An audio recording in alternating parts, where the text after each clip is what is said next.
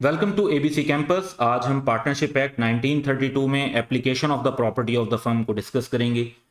पहला फैसला हमारा ये करना होता है कि कोई प्रॉपर्टी जो है वो फर्म की प्रॉपर्टी है या किसी स्पेसिफिक इंडिविजुअल पार्टनर की प्रॉपर्टी है।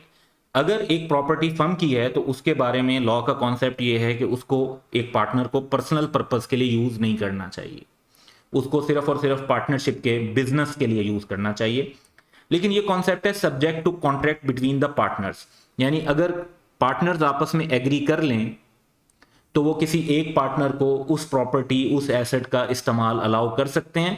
अगर उनके दरमियान ये कॉन्ट्रैक्ट या एग्रीमेंट होगा फिर तो कोई पार्टनर उसे अपने पर्सनल मामले के लिए भी यूज कर सकता है, वरना बेसिक रूल ये है कि ये हर पार्टनर की ड्यूटी है कि वो फर्म की जो प्रॉपर्टी है वो एक्सक्लूसिवली यानी सिर्फ और सिर्फ पार्टनरशिप फर्म के बिजनेस के लिए यूज करे और पर्सनल यूज में उस प्रॉपर्टी को लेकर ना आए। तो no partner should use partnership property for his personal benefit, ये इस रूल का इंप्लीकेशन बनती है।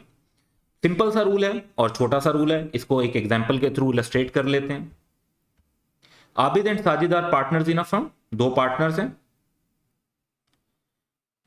Abid took the firm's printer and laptop to his home for the use of his family members.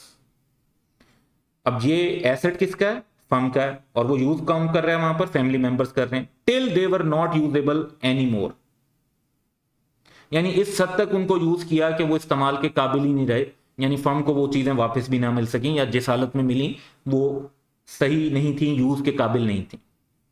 तो क्या यहां पर ड्यूटी की कंट्रावेंशन हुई? एक पार्टनर ने कुछ गलत किया? The answer is yes.